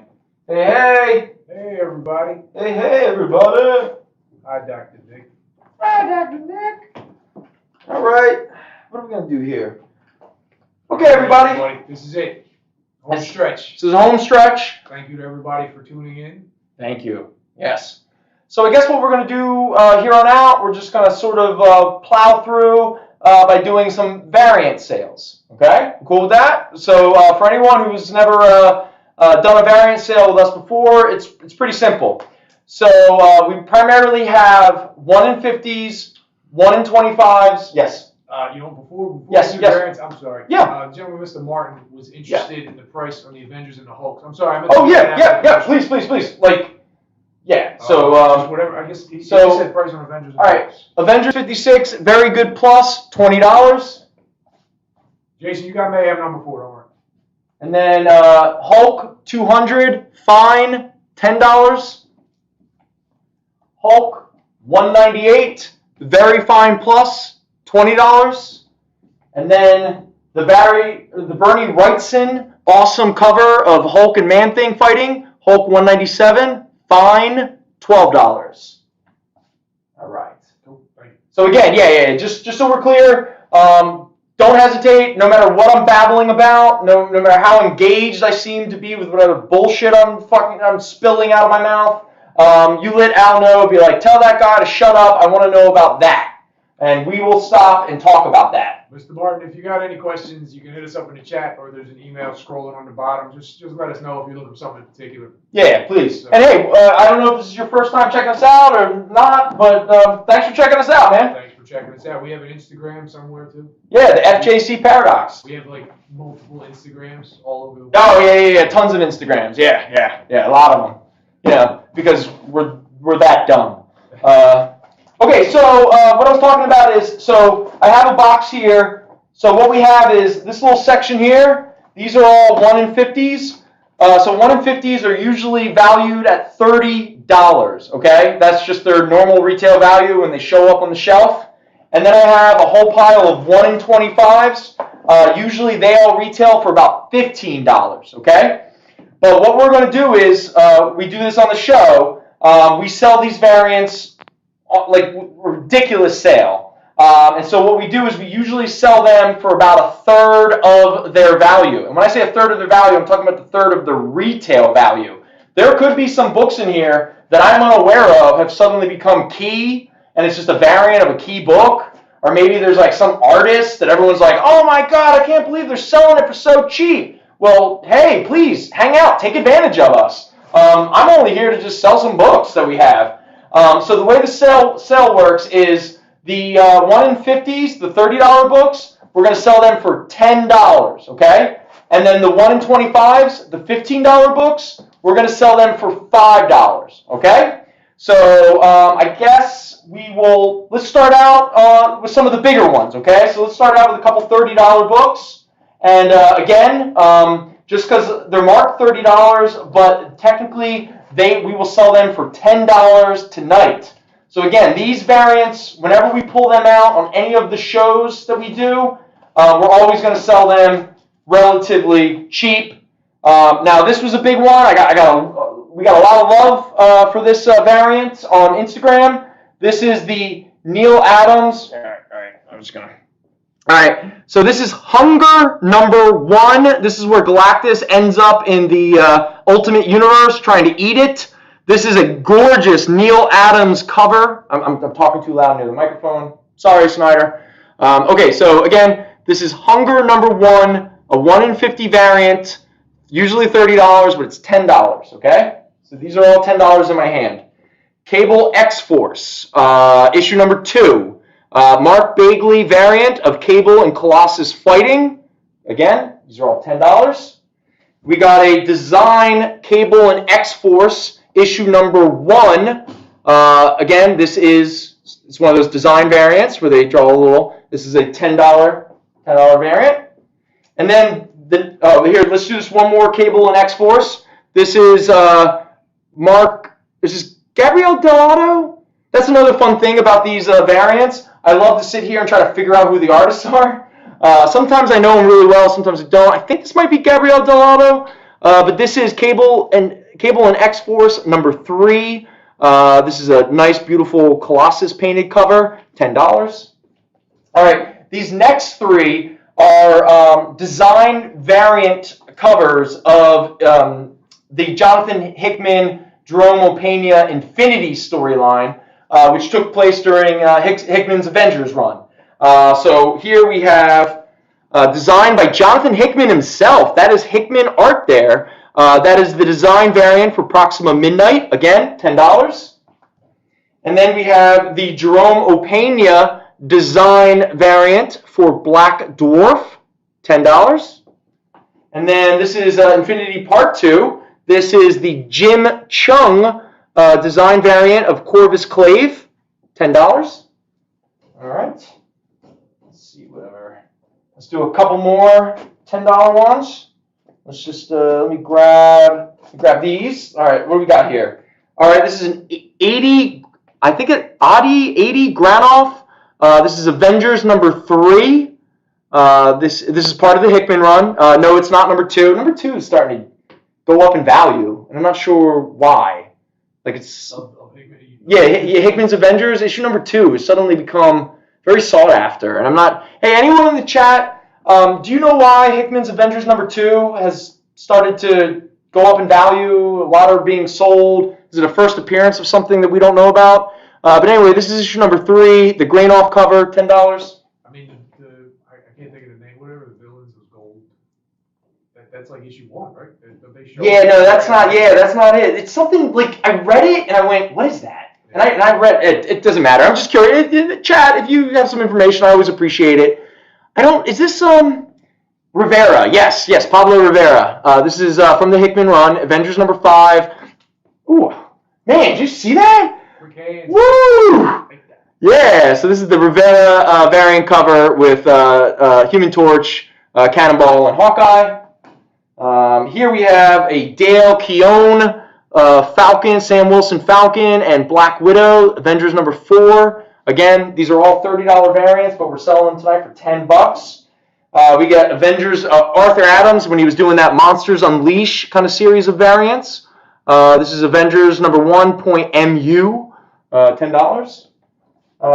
Hey! Speaking of, this is the Hulk staring at himself in the mirror, trying to figure out how he's going to pay for all that child support. What have I done? This is a gorgeous Mike Deodato cover. Incredible Hulk #2. Again, $10. And then we have and Ed McGuinness. This is all new X-Men #3. It's the 2 versions of Beast. Again, $10. And then we got another all new X-Men #4. This is a Jim Chung cover where the 2 young and old version of Cyclops have it out with each other. All right. Now we are going to move on to, unless people want to see some more of the $30 variants, let us know. If not, I'm going to move on to the 1 in 25, the $15 variants, which are all on sale tonight for $5. Okay? And in fact, a lot of these books are like cover prices like $4 or $5, so you're really getting a great deal. All right, so let's take a little chunk out of here and get into it. First up, we have, who is this artist? Sean Phillips. Oh my God. Sean Phillips, a nice little, this is Mask #1. This is a $15 variant. There's the Shadow there. That was a fun little series of all the pulp characters sort of like getting together. Just hanging out, doing their thing. Like, hey, Shadow, you want to play cards? Yeah, hey, Doc Savage. Speaking of, here we go. This is I'm flaking on the gentleman's first name, Sif. But this is a really cool, that's the Shadow, Spider, Green Hornet, Kato, and Zorro. That's a fun little group. Mask #1, black and white variant. Again, these are all $5.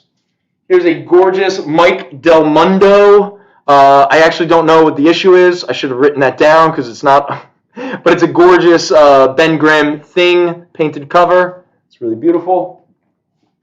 And then we got some Uncanny X-Men #5, Cannonball, and the Sentinels. What else we got? We got the Uncanny X-Men where Magneto becomes a Shaw Brothers master. I don't know what's happening here. But Uncanny X-Men #4, $5. This is a fun one, Marshall. You're probably not out there, but if you are, by the way, you're going to have to talk to your robot. It's still stuck in the closet. The figurative closet, the proverbial closet, not the figurative closet, as we've discussed before. I'd really like to get him on the show again, man, because it's really hard for just Al and I. But here's Micronauts #1 from IDW. It's a fun little variant. An artist I apologize, I do not recognize right off the bat. Here's a little Uncanny X-Men 539, part of the Captain America 70th anniversary variant series. This one is a nice painted cover by is it Dave Johnson? Who's the guy who did all of the 100 bullets? Is it Dave? Yeah. Okay, all right, it's Dave. Here we have this is a recent variant. This is from the Young Cable. This is Cable #1. This is the $15 variant that we have here for $5. And then we have the Cable that I think predates that, the series of Cable that predates that, Cable X. This is Cable fighting cyber ninjas, which I wish he was around a few months ago. So that one's $15, but it's $5. $5. Here's a fun. Is this Pagulayan? How do you pronounce that guy's name? Pagulayan?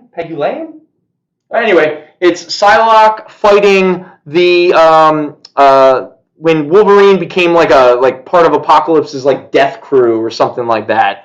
That's that version of Logan there. This is Uncanny X-Force #6. Just so we're clear, this is the second volume of Uncanny X-Force, not the Rick Remender Uncanny. What are we looking for? We're looking for X-Men 539. Yes, that was the Captain America. Perfect. Captain America, the X-Men 539. There you go. All right. Starman 0. Starman 0, absolutely. It's right there. Yeah, awesome. So, Mr. Nutter, if this is your first time purchasing, just hit us up in the email that's scrolling along the bottom, and we'll invoice you this week. If it's not, we'll still invoice you. I probably have your email already. All right. Thank you very much. Thank you. Very appreciated. We appreciate everyone hanging out with us, spending time with us. Thank you. I don't want to pander you too much, but please know that we are greatly appreciative. All right, next up, we got The Infinite, #2 by Robert Kirkman and Rob Liefeld. He's got yes, you did. guns and swords and a backpack and... Infinite, yeah. That was great. It wasn't? It was awesome. All right, you say so. It was 3 issues. 4 issues. 4 issues. 4 issues, yeah. In fact, I'm pretty sure I have a bundle. That's a little less than Infinite. It's quite less than Infinite, that's for sure. Anyway, this is the Rob Liefeld 1 in 25 variant, $5. And then we have... He can't not show Rob Liefeld's book. No, I can't. He physically can't do it. There's so many of them, and we have them. He's just like, no, I gotta do another one. Yeah. Next up, this is cool because we were talking about Tony Harris earlier in regards to Starman. This is an awesome Avengers variant. This is Avengers #44. Tony Harris. All of the you got your Black Widow, Spider-Man, Hulk, Superior Iron Man, Sam Wilson, Captain America. Good fun, good fun. Even Thor riding around on the goats. $5. And then we have All New, All Different Avengers #1, the Inhumans cover with Kamala Khan hanging out on Lockjaw. Nice, fun times, $5. And then we have All New, All Different Avengers #2. We get the old crew, the young crew. I'm flaking on who this artist is right now. I don't recognize the style. It's pretty cool. Kind of looks like Gene Ha-ish. You know. Now we have an Adam Kubert cover, variant cover. This is Avengers #1. The team of the Second Wasp, Hercules, Vision, Jane Foster, Thor, Sam Wilson, Captain America. Good stuff. That's all Adam Kubert there. $5. Okay. This is one that we posted on Instagram. Julian something Tedesco. It's funny because every time I see a cover by this artist, I love their work, and I barely remember the name. But the last name is definitely Tedesco. This is a gorgeous cover. Avengers No Surrender 678. You got your Quicksilver, Rogue, Dr. Voodoo, Red Hulk, Scarlet Witch. Just such a beautiful cover. $5.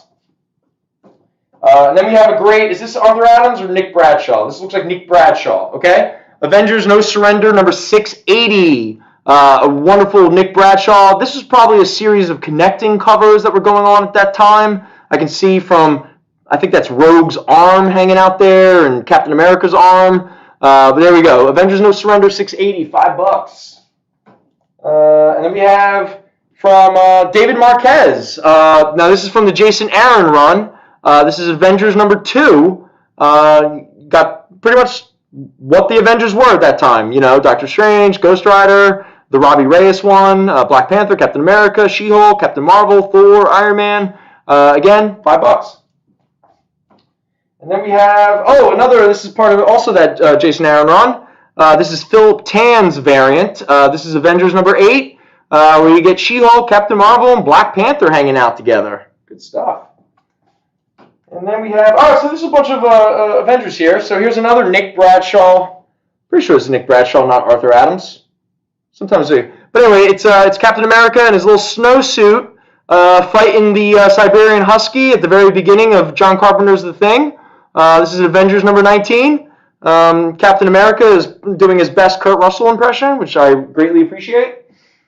And then we have Okay, here we go. One of the first illegitimate bastard children of the Hulk, Scar, appearing here in an Ed McGuinness variant cover for Incredible Hulk #601. There's Scar with his big spear sticking out very aggressively towards the audience. All right, $5. Yes? Mr. Netter, thank you for sending the email. We'll get you invoiced this week. Thanks, bud. Appreciate it. Oh, okay. This is one of my all-time favorite variants. I'm a little familiar with the artist, C.P. Wilson III. But this is, if you don't recognize it right away, it's a playoff of Winnie the Pooh. It's the Incredible Hulk #7, where the Hulk gets stuck in the hole. And, the Avengers just don't know how to get him out. And it's definitely not with honey. Or maybe it is with honey. Maybe there's a running theme here at this point, Anyway, this is, I don't know. I love this. I get a real kick out of this cover. Incredible Hulk #7. Again, they're all $5. And then if you like big, burly David Finch Hulk with his little kid here, Scar, here we have World War Hulk's Incredible Hulk 609. This is a variant cover. Again, $5. Who's like, I think we've had this conversation before. Who's like the biggest, who's the loosest in the Marvel Universe? For lack of a, because I feel male or female? I mean, at any point, I know we've discussed this before, but Hulk's never jumped in there before. No. Like Hulk's getting it in. But now that we're really we're debating it. Every other book has a Hulk kid in it. Like, maybe there's something, because again, unfairly, but there was a period through the 80s and the 90s. I mean, She-Hulk. Where the She-Hulk slept with everybody. Yeah. I mean, Chuck Austin had She-Hulk having a one-night stand with the Juggernaut. Literally, there's this, you open up a comic book, an actual X-Men comic book from 2001, post 9/11, and you open up the issue, and on the first page is a half-naked She-Hulk in bed with a half-naked Juggernaut post-coital. Smoking a cigarette. Smoking a cigarette, yeah. Just, you know. This is a really good cover. Oh, it's awesome. Thank you, Mr. Netter. All right, Mr. Netter, thank you. If anybody wants to, you know, if you think of any smuts in the comics you want to talk about. Yeah, let us know. We're always love talking smut, that's for sure. We got a couple minutes left. Oh, we only a couple minutes? Yeah, about 5-ish. 5-ish, because we have our, it's like 3 minutes. All right, let's just do these last variants, and then we'll kind of talk a little bit. We'll set up, we got some shows coming up tomorrow and Tuesday. So anyway, let's just quickly finish these variants. Here we have a Dale Keown variant cover, Incredible Hulk 611, where the Hulk is reaching out to hold your hand. Probably because he's like, Nah, he's like at a strip bar. He's like, oh, no touching. He's like, ooh. All right, this is a Steve Epting cover. Oh, this is pretty cool. All right, this was part of, for any of you who weren't aware of this series at the time, I think it lasted for about 12 issues. It was called Infamous Iron Man, and it was when Dr. Doom actually ran around for a bit of time in like Iron Man armor. And this is Infamous Iron Man #3. This is a Steve Epting cover where the Doom Iron Man is fighting the Pepper Potts Rescue Iron Man character. Again, $5. And our last but not least, who is this artist? Looks so familiar. I can't put my finger on it, but this is part of the Secret Wars tie-in books. Secret Wars being the Jonathan Hickman Secret Wars, not the 80s Secret Wars. This is Inferno #2. This is where, just a really nice cover. You got Madeline Pryor, Psylocke, Betsy, like original Psylocke, Boom Boom, Beast, Colossus, X-Factor Jean Grey, Nightcrawler. Anyone recognize this artist? I'm having a little bit difficulty pinning it. Maybe not the best way to see it, but there we go. Inferno #2. Yeah. Again, they're all $5, except for the $30 ones up here. They're all $10. And I guess, yeah, okay. So we've pretty much come to the end. So before everyone rushes off to do whatever you're doing on this fine, wonderful evening, I just want to point out that tomorrow and Tuesday, Al and Mike. Yes, Andy Clark. Thank you. Andy Clark. Thank you, Mr. Netter. Thank you very much. I appreciate that. It was just like I couldn't put my finger on it. Okay, so Al and Mike, they do 3 shows on Monday and Tuesday. On Monday, they're all on the Comic Book Shopping Network, correct? Facebook, yeah. So on Facebook. If you go on our Facebook page, there's a link for everything, including the Instagram and this show. And if you have any questions, you can hit us up on the chat on Instagram.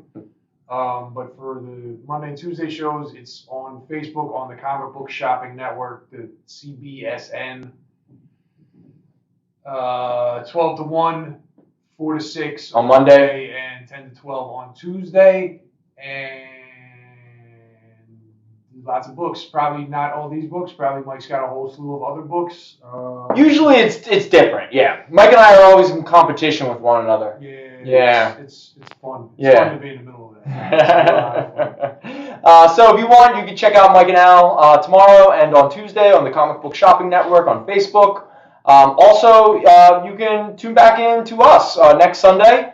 We'll be on the same thing, facebook.com/Jacks Comicrypt. That is our Facebook page. That is where our local show right now airs live from 4:30 to 5:45-ish.